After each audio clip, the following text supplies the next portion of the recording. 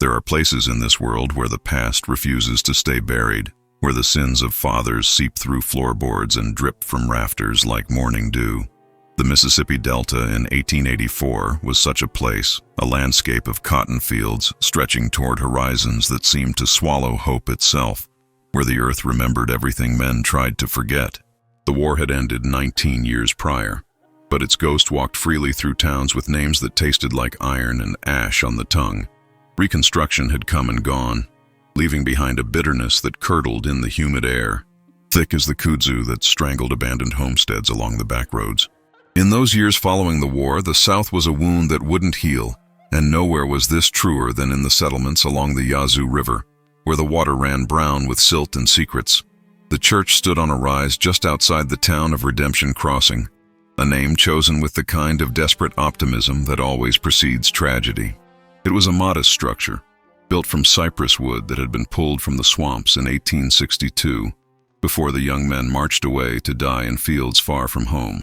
The wood remembered the water it came from, remembered the darkness of those depths, and on certain nights when the wind came from the east, you could hear it creaking like the hull of a ship adrift in waters too deep to fathom.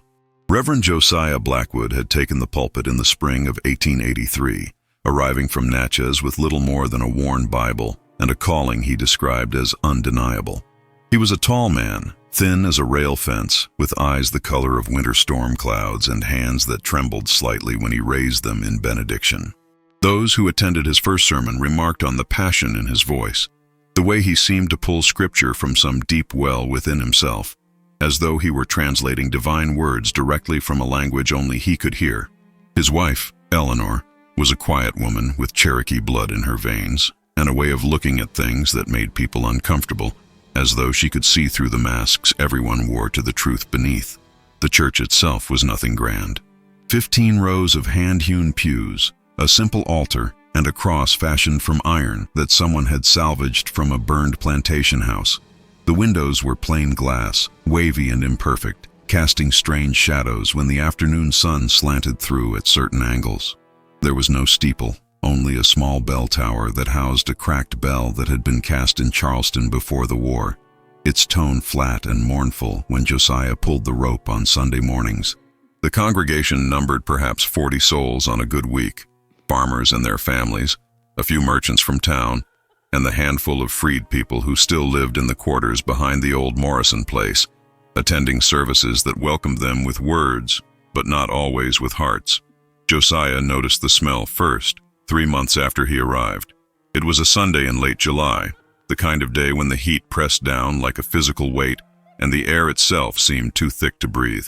He was preparing for the evening service, arranging his notes at the pulpit, when something made him pause. There was a scent in the air, faint but unmistakable, sweet and metallic at once, like copper pennies left in the sun. He walked the length of the church, inhaling deeply, trying to locate the source. The smell seemed to emanate from everywhere and nowhere, woven into the very atmosphere of the building. Eleanor noticed it too when she arrived to arrange flowers on the altar, wildflowers she had gathered from the fields, black-eyed Susans, and Queen Anne's lace.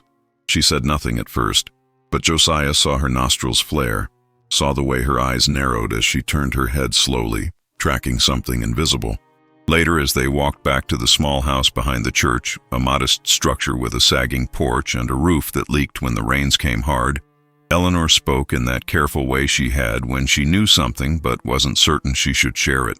The smell, she said, reminded her of something from her childhood, from the stories her grandmother told about places where violence had occurred, where blood had been spilled with intention and malice. Those places, her grandmother claimed, never forgot. They held on to the memory of what had happened, and sometimes, when conditions were right, they would try to tell their stories to anyone who would listen. Josiah dismissed her concerns with the kind of gentle condescension that men of his generation employed when their wives spoke of intuitions and feelings that couldn't be measured or proven. He suggested that perhaps an animal had died beneath the church, a possum or raccoon that had crawled into the crawl space seeking shade and found death instead. He would check, he promised, though he never quite found the time in those first weeks. The smell faded after a few days, and he convinced himself that whatever had caused it had resolved itself through natural processes, decay and dissolution. the way all things returned to dust in the end. But then came August, and with it, the first visible signs that something was profoundly wrong. Josiah arrived early one Sunday morning to prepare for services, the sun barely cresting the horizon, painting the delta in shades of gold and crimson. He unlocked the front door, that simple wooden door with its iron latch, and stepped into the nave. The smell hit him immediately, stronger than before, so powerful it made his eyes water. And there, on the far wall, near the window that looked out toward the old Morrison place, was a stain. It was roughly the size of a dinner plate, dark reddish-brown, spreading across the whitewashed wood like a birthmark or a wound. The edges were irregular, organic, and when Josiah approached and touched his fingers to it, they came away sticky, as though the stain were fresh. He spent the next hour scrubbing at it with lye soap and hot water, working until his hands were raw and his shirt was soaked through with sweat. The stain lightened but refused to disappear entirely, leaving behind a ghostly shadow that seemed to mock his efforts. He said nothing about it during the service that day, preaching on the theme of redemption with an intensity that bordered on desperation, as though he could will the congregation into a state of grace, powerful enough to cleanse whatever spiritual corruption might be taking root in their sanctuary. The parishioners sang the hymns with their usual mixture of devotion and distraction, unaware that their pastor's eyes kept drifting to that spot on the wall, checking to see if the stain had grown while he spoke. Over the following weeks, more stains appeared. They manifested without pattern or warning, sometimes overnight, sometimes during the day when the church sat empty between services. One appeared on the floor near the altar, a long streak that looked disturbingly like a smear, as though someone had dragged something bloody across the boards. Another bloomed on the ceiling above the third pew on the right side, a spiderweb pattern that spread from a central point like blood diffusing through water. Josiah scrubbed them all, spending hours alone in the church with his bucket and brush, but for every stain he removed, 2 more appeared. The smell grew stronger, pervasive, until it seemed to cling to his clothes and hair, following him home, invading his dreams. Eleanor began to refuse to enter the church. She would accompany him on Sunday mornings, but she would not cross the threshold, instead standing in the doorway with her arms crossed, her face set in an expression Josiah had learned not to challenge. She told him that the building was trying to tell them something, that it was showing them a truth they needed to understand. The wood itself was remembering, she said, and what it remembered was soaked in blood and suffering. Josiah responded with scripture, with talk of tests of faith and the devil's attempts to sow discord among the righteous. Eleanor listened in silence, then turned and walked back to their house, leaving him alone with his certainties and his fear. The congregation began to notice. Old Mrs. Hutchison, whose family had owned land in the Delta for 3 generations, remarked after a service that the church smelled like a slaughterhouse. Young Timothy Wells, the blacksmith's apprentice, swore he saw one of the stains moving during a Wednesday evening prayer meeting, spreading like ink on wet paper. The rumors started small, whispered conversations after services, sidelong glances at the walls. Josiah addressed the concerns from the pulpit, speaking about the physical decay of earthly structures and the importance of focusing on spiritual matters rather than material manifestations. His voice carried conviction, but his hands shook when he gripped the edges of the pulpit, and everyone could see the dark circles beneath his eyes, the way his cheeks had grown hollow, as though the church were consuming him from within. It was Silas Freeman who finally spoke the truth that everyone else was dancing around. Silas was 67 years old, a former slave who had worked the Morrison plantation until the war ended, who had built this very church with his own hands during those optimistic years of Reconstruction, when it seemed like perhaps the world might be reborn into something better. He was a man of few words, but when he spoke, people listened, recognizing the authority of someone who had survived horrors they could only imagine.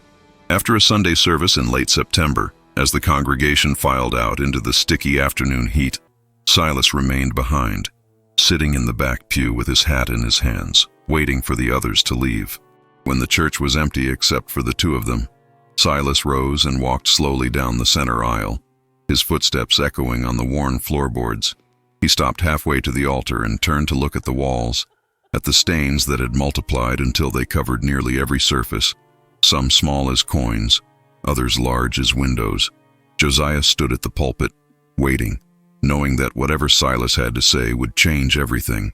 The old man's voice, when it came, was quiet but clear, carrying the weight of memory and certainty.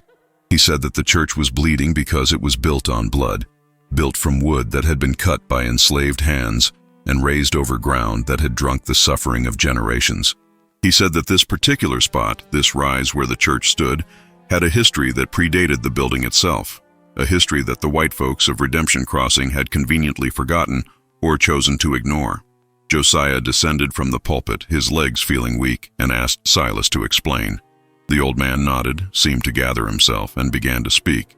Before the war, he said, before this church was even imagined, the Morrison family used this hill as a punishment ground. When enslaved people ran, when they resisted, when they committed the crime of asserting their humanity, they were brought here. The trees that once stood on this rise, ancient oaks with branches thick as a man's torso, served as instruments of terror. Bodies hung from those branches, dozens of them over the years, swaying in the delta wind, while the Morrison family and their neighbors gathered to watch, to reinforce through spectacle the brutal order they depended upon.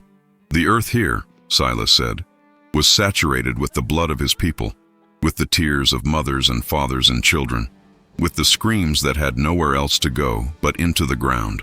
When the church was built, in those hopeful years after Appomattox, no one thought to consecrate this ground, to acknowledge what had happened here, to offer prayers for the souls who had suffered on this spot.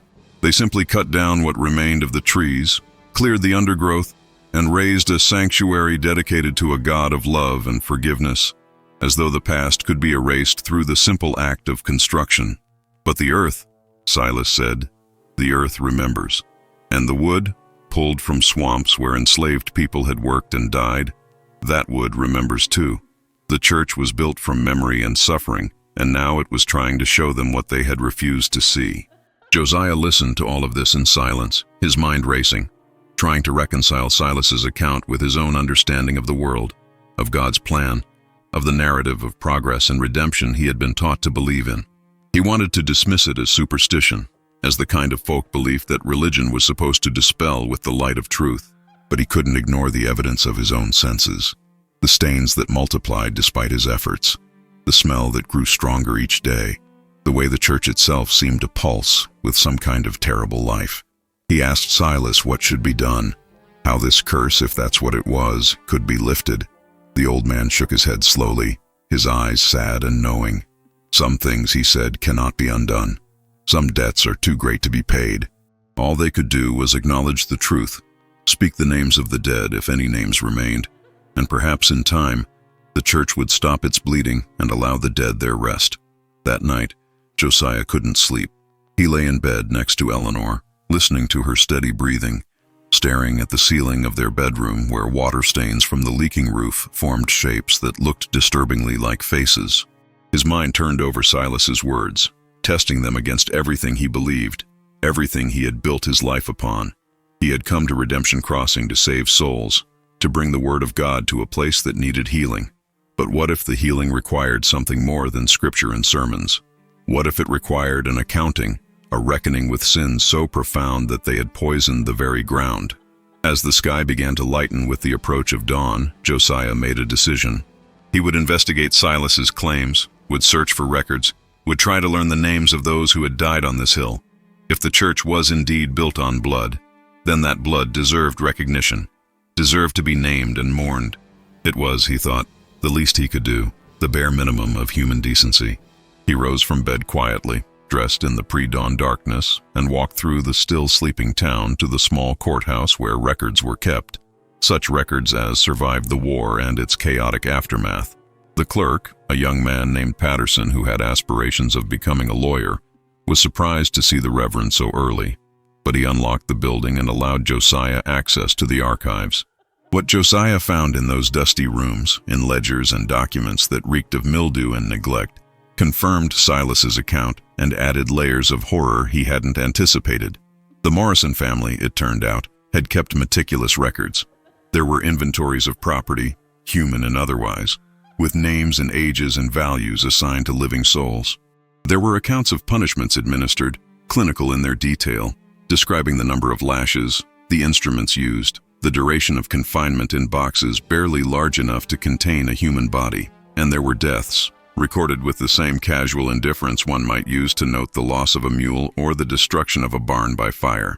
Josiah copied names into a small notebook he carried, his hand moving across the page with increasing urgency. Moses, aged 32, died of injuries sustained during correction. Sarah, aged 16, died of complications following punishment. Elijah, aged 45, died while confined to the discipline box. The list went on, page after page, year after year, a litany of suffering that made his stomach turn and his vision blur with tears he didn't realize he was shedding. These were the people whose blood had soaked into the hill, whose spirits might still be crying out for recognition, for justice, for the simple acknowledgement of their humanity. By the time he finished, the sun was high in the sky, and he had filled 20 pages with names, over 100 souls who had died on or near the property that now housed his church.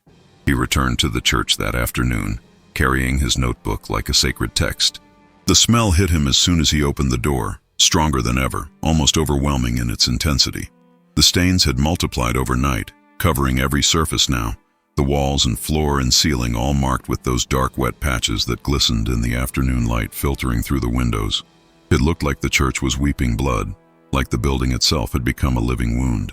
Josiah stood in the doorway, overwhelmed by the magnitude of what he was seeing, by the sheer horror of it. Eleanor appeared at his side, her hand finding his, squeezing gently. She had been right, he realized. The church had been trying to tell them something all along, and he had been too proud, too certain of his own righteousness, to listen. That evening, he called a special meeting of the congregation. Not everyone came.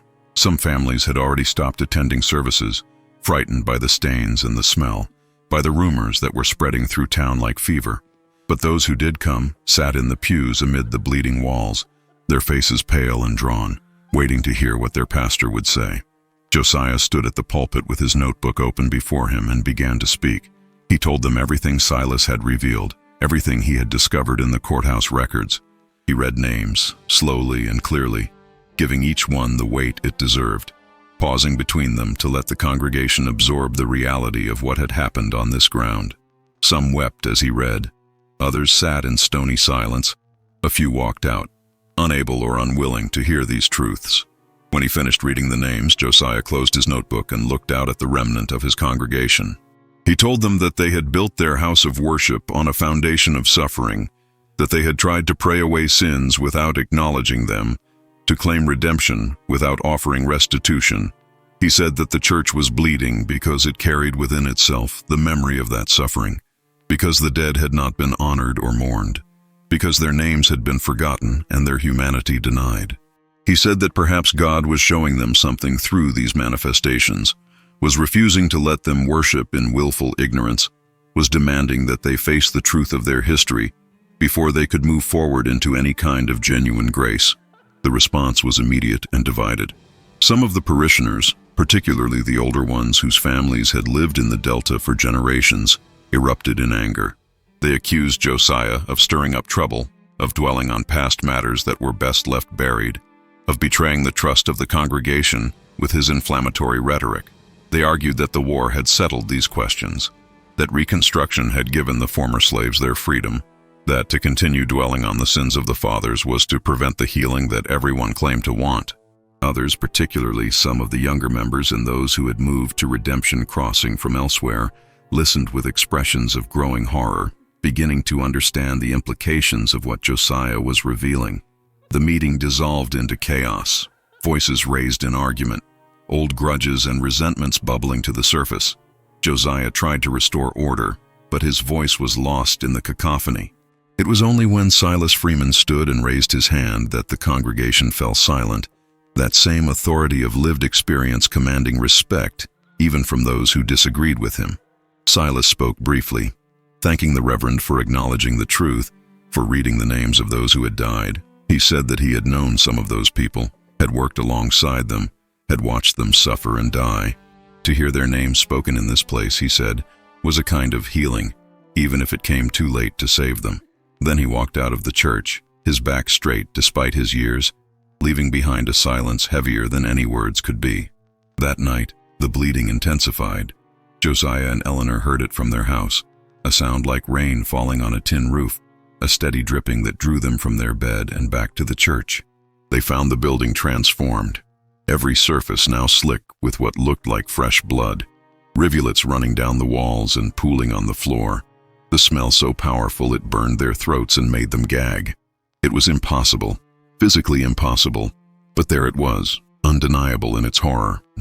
They stood in the doorway, neither willing to step inside, watching as the church seemed to hemorrhage, as though all the blood spilled on this ground over the decades was finally finding expression, was making itself visible in a way that could not be ignored or explained away. Word spread quickly through Redemption Crossing. By morning, a crowd had gathered outside the church, people drawn by curiosity and fear in equal measure. They stood at a distance, unwilling to approach too closely, staring at the building that seemed to pulse with some terrible life. The sheriff arrived, a corpulent man named Watkins who had little patience for what he called superstitious nonsense. He pushed through the crowd and marched up to the church, determined to demonstrate that there was nothing supernatural about what was happening, that there had to be a rational explanation. He stepped through the doorway, his boots squelching in the blood that had pooled on the floor, and immediately stumbled backward, his face gone white, his hand clamped over his mouth as though he were about to vomit. He would not speak of what he experienced inside that church, but those who saw his face when he emerged knew that he had encountered something that defied his understanding of the world. He ordered the building closed, declared it unsafe, and posted notices warning people to stay away. But the notices were unnecessary. No one wanted to go near the church now, no one except Josiah, who felt a responsibility he couldn't quite articulate, a sense that he had started something and needed to see it through to whatever end awaited. He spent his days sitting on the steps of the church, his Bible open but unread on his lap, watching the building bleed. Eleanor brought him food and water, tried to convince him to come home, but he refused, insisting that he needed to bear witness, needed to remain present for whatever was unfolding. On the third day, something changed. The bleeding slowed, then stopped entirely, the rivulets ceasing their flow, the pools on the floor stilling like water in a drought-stricken pond. The smell began to fade, not all at once, but gradually, as though the church were finally exhaling after holding its breath for too long.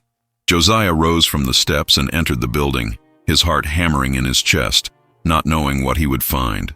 The interior was transformed. Where there had been blood, now there were only stains, dark and permanent, marking every surface like a map of suffering. But they were dry now, set into the wood, no longer bleeding, but preserved, remembered. He walked slowly through the church, touching the stains, feeling the texture of the wood beneath his fingers. It was as though the building had finally purged itself, had expelled the memory it had been holding, and now existed in a state of somber testimony. The names he had read, the acknowledgement he had offered, had perhaps been enough to allow the dead some measure of peace, to transform their screams into a visual record that could not be ignored or forgotten. He knelt at the altar and prayed, not the formal prayers of liturgy, but something more raw and honest, asking forgiveness for his own blindness, for the blindness of his people, for the sins that had saturated this ground and this building. He prayed for the souls of those who had died here, for Moses and Sarah and Elijah and all the others whose names he had spoken, whose suffering he had tried, however inadequately, to acknowledge. When he emerged from the church, the sun was setting, painting the sky in shades of crimson and gold.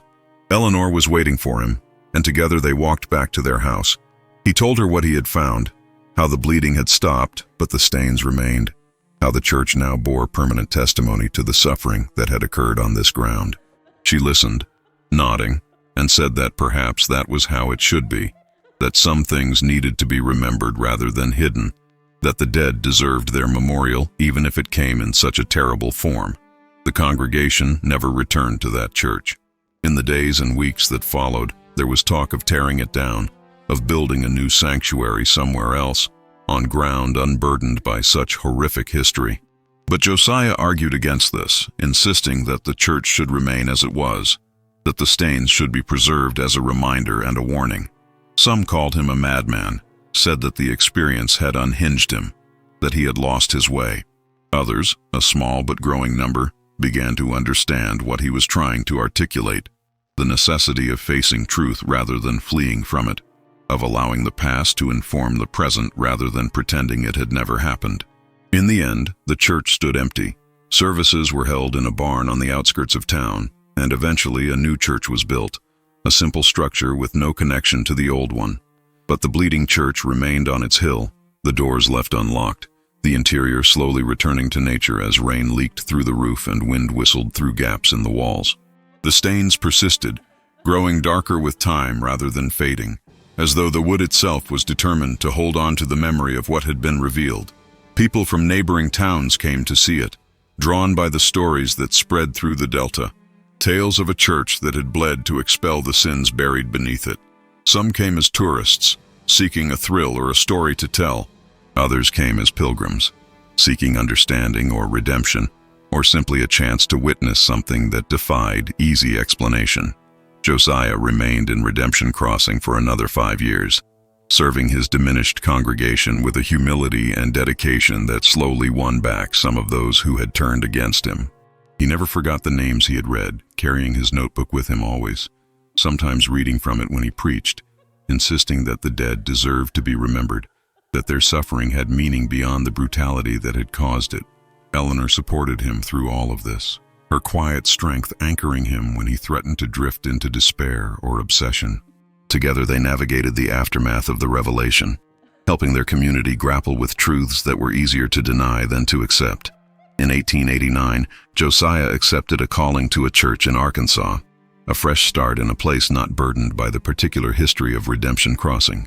Before he left, he visited the old church one last time, standing in the nave among the bloodstains that had become part of the wood itself.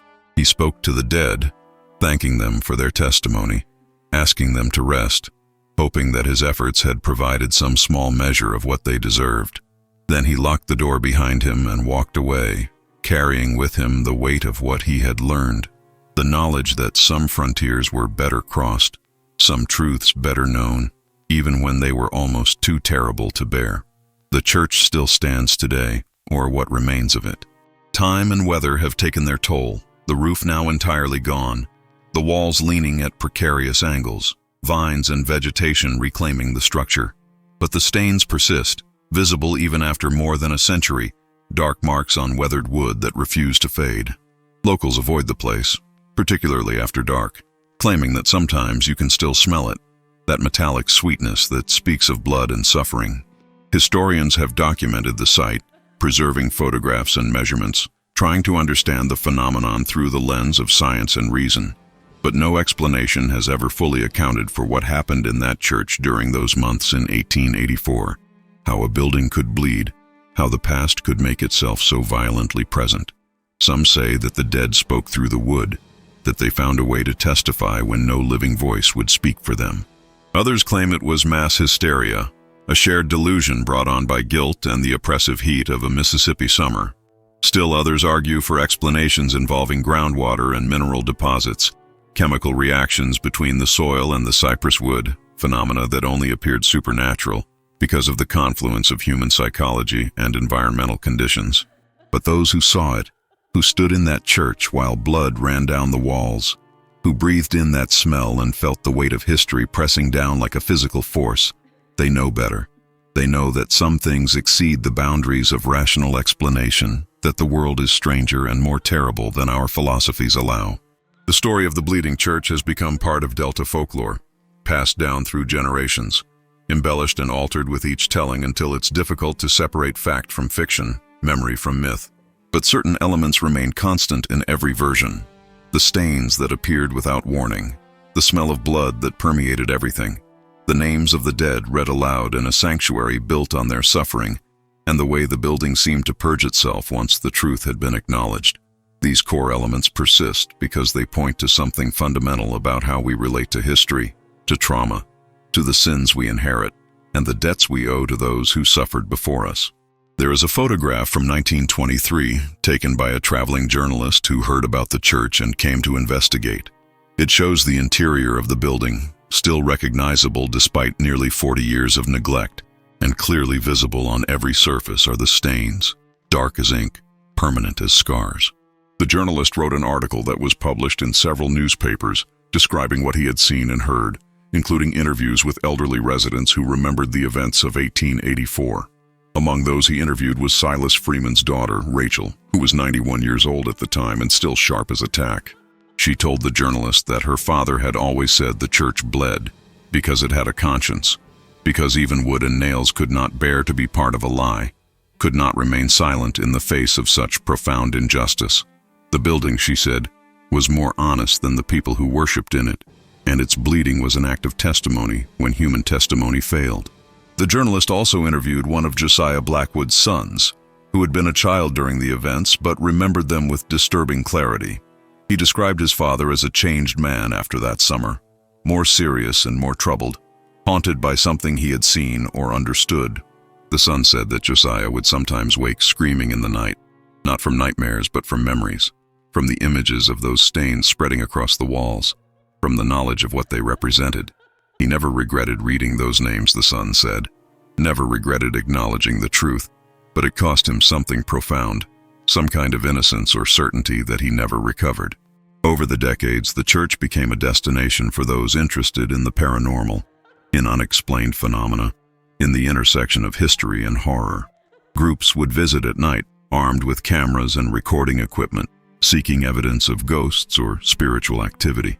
Some claimed to have experienced strange things, sudden drops in temperature, voices whispering names in the darkness, the smell of blood returning briefly before fading again. Others found nothing but an old building slowly collapsing, its stains no more remarkable than water damage or mold. The truth, as always, depended on what you brought to the experience, what you were willing to see and believe. In 1976, there was a movement to have the church torn down. It had become a liability, some argued, a dangerous structure that might collapse and injure someone, and besides, it was an eyesore, a reminder of things better forgotten. But others fought to preserve it, arguing that it was a historical site, that it represented an important piece of the region's complicated past, that to destroy it would be to complete the erasure that had begun when the Morrison family tried to hide the punishment ground beneath a church. The preservation faction won, barely, and the site was registered with the Historical Society, though no money was allocated for its maintenance. It was preserved through neglect, allowed to stand but not protected, slowly returning to the earth from which it had been built. The Delta has changed since 1884. The cotton fields that once stretched to the horizon have given way to casinos and catfish farms, to suburbs and strip malls. The descendants of enslaved people and the descendants of slave owners live side by side now, bound together by geography and a shared history that remains difficult to discuss honestly. But the church stands as a monument to the necessity of that discussion, to what happens when truth is suppressed and what can occur when it finally finds expression.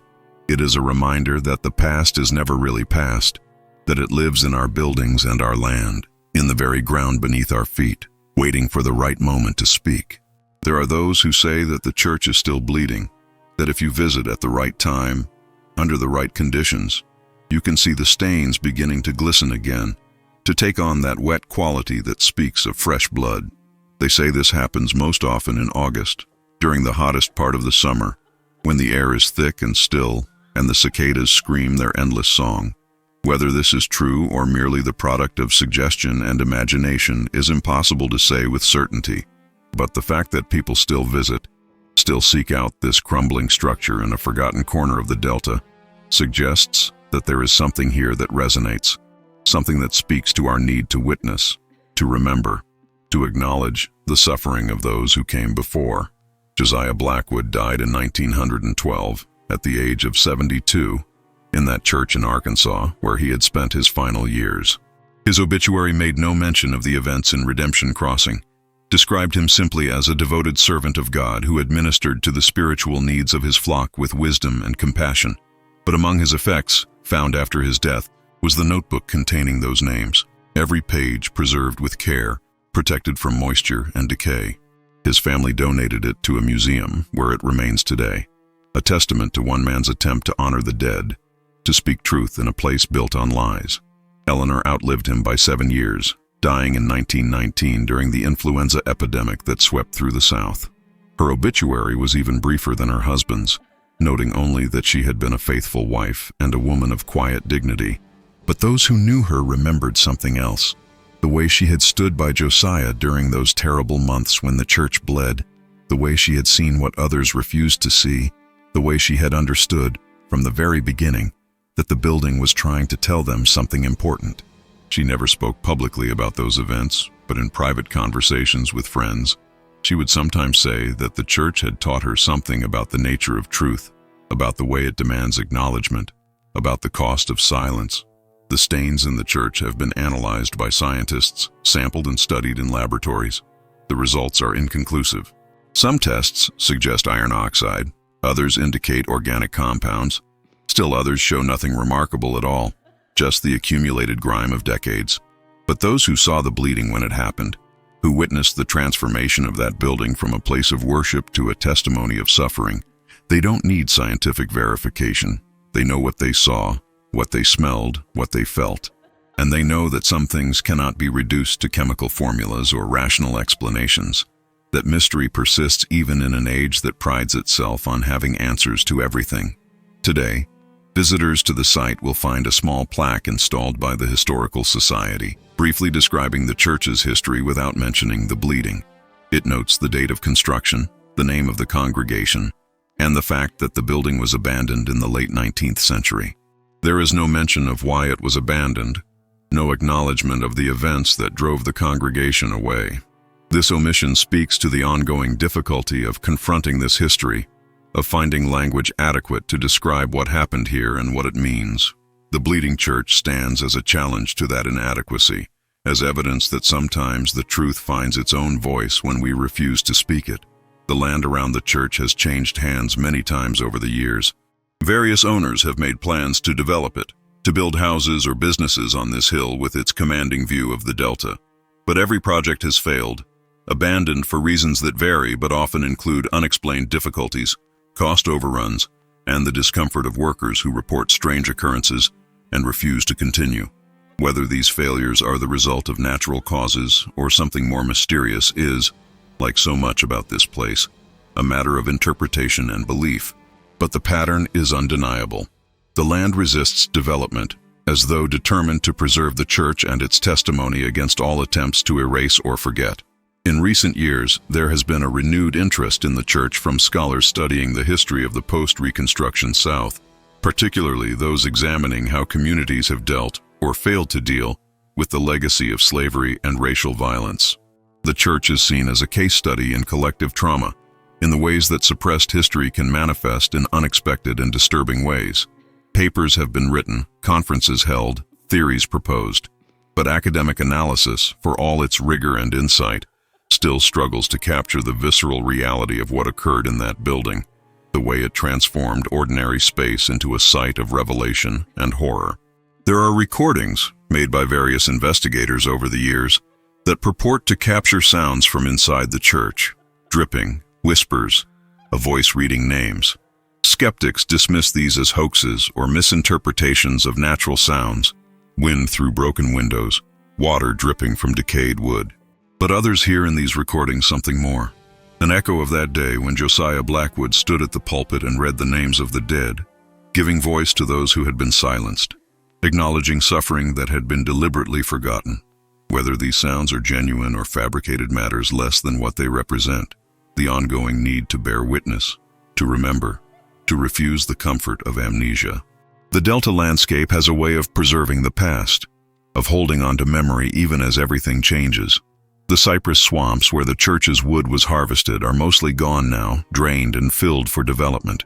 The plantation houses have become museums or bed and breakfasts, their histories sanitized for tourist consumption. But the church remains, authentic in its decay, honest in its testimony. It stands as a corrective to the carefully curated narratives of progress and reconciliation, a reminder that some things resist redemption, that some truths are too raw to be packaged for comfortable consumption.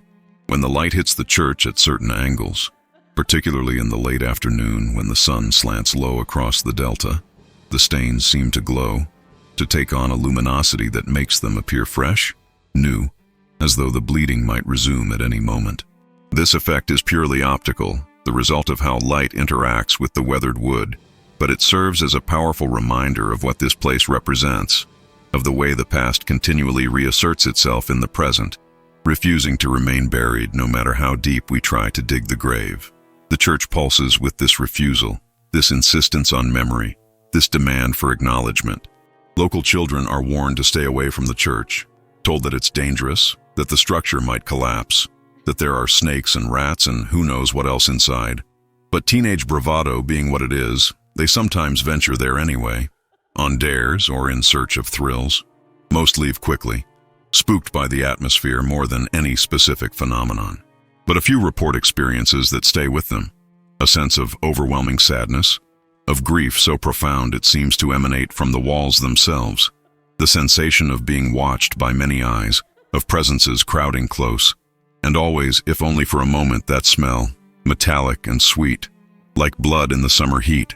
The church has become a pilgrimage site for some in the African American community, particularly descendants of those who were enslaved in the Delta.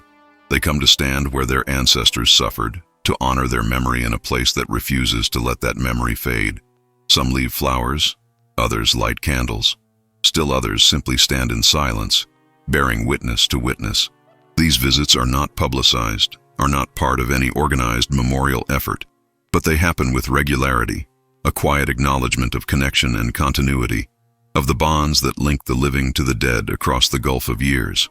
There is talk, periodically, of creating a formal memorial on the site, of installing interpretive panels that would tell the full history of what happened here, both before the church was built and during those months when it bled. But such efforts always founder on the difficulty of language, of finding words that can bridge the gap between historical fact and spiritual mystery, between what can be documented and what can only be experienced. The church itself stands as a more powerful memorial than any words could create.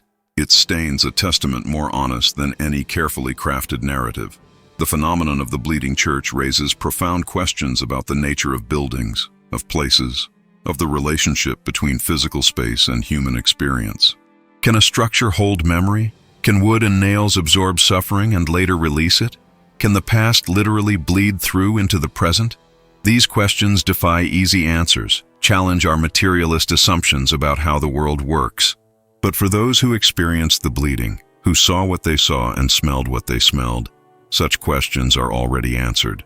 The church taught them that the world is deeper and stranger than they had imagined, that mystery persists at the heart of the ordinary, that sometimes the most profound truths come to us in forms we cannot control or explain.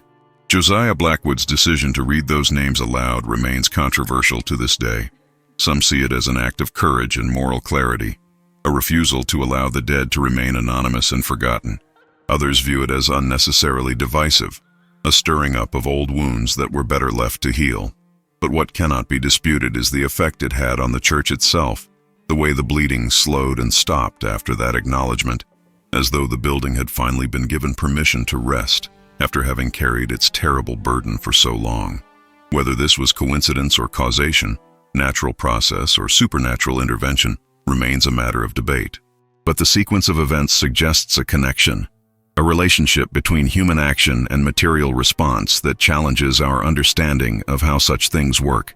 The story of the bleeding church has inspired artists, writers, and filmmakers, each drawn to its potent mixture of history and horror, of fact and mystery.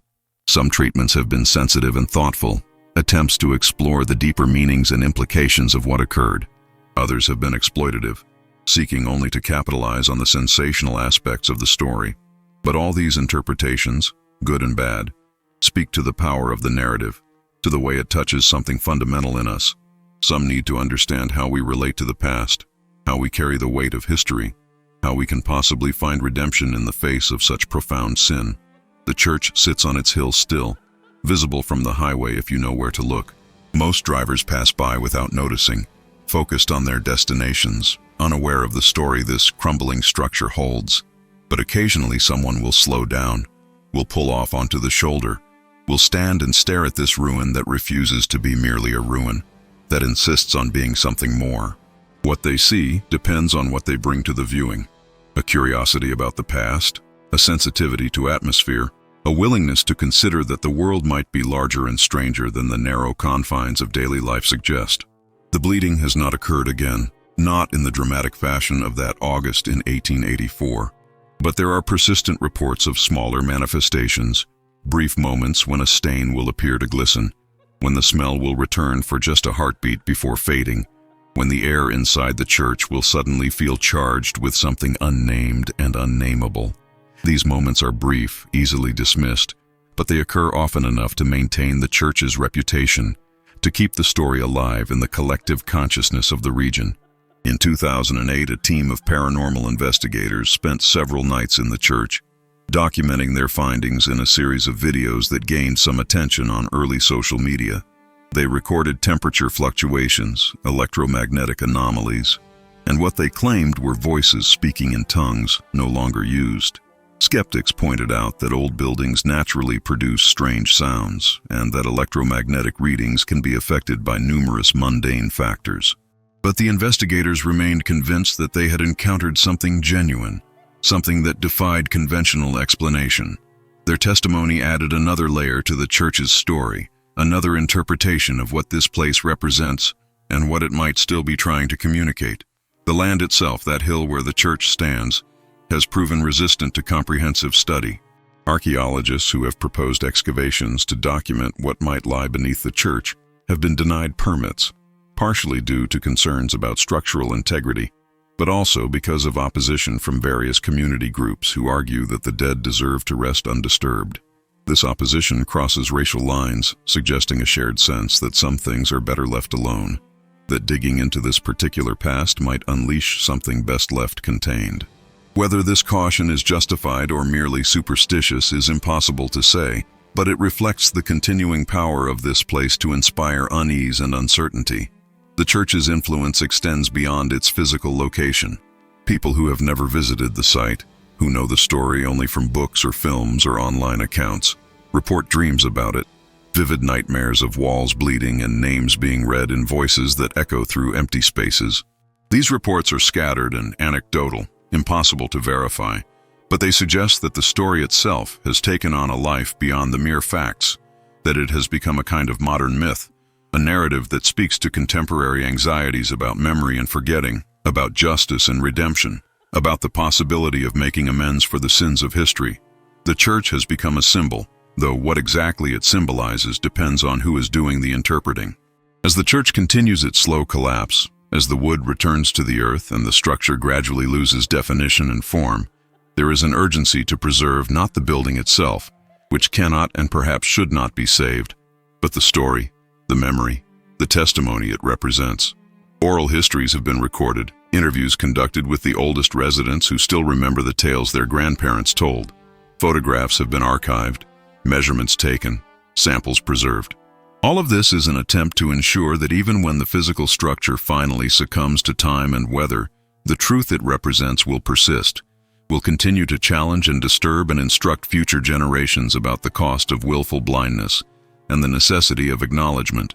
The Bleeding Church stands as a monument to the impossibility of escape, to the way that history pursues us even when we try to run, to the fact that sins buried do not disappear, but merely wait for the right conditions to emerge again. It stands as a warning and an invitation, a warning about the dangers of building on blood, of constructing sanctuaries on suffering, of worshiping a God of love while refusing to acknowledge the hatred that saturated the ground beneath our feet, and an invitation to face that truth, to speak the names of the dead, to allow the past its voice even when that voice speaks of things we would prefer to forget. The church bled because it had to, because the alternative was to remain complicit in the lie, to serve as a monument to amnesia rather than memory. And when the truth was finally spoken, when the names were read and the acknowledgement given, it could rest, could stop its bleeding and settle into its role as testimony, as evidence that some frontiers should be crossed, that some truths demand to be known no matter how terrible they are. As darkness falls across the delta now, as shadows lengthen and the church becomes a silhouette against the dying light, it continues to stand, bearing witness, holding memory, insisting through its very existence that we cannot escape what we inherit, that history is not optional, that the dead deserve to be remembered, and the past demands its accounting. The wood still holds the stains, dark and permanent, visible to anyone who dares to look. And sometimes, on humid nights when the wind comes from the east, you can still smell it, faint but unmistakable, that metallic sweetness that speaks of blood and suffering, of truth long denied but finally acknowledged, of a church that bled until someone had the courage to say why.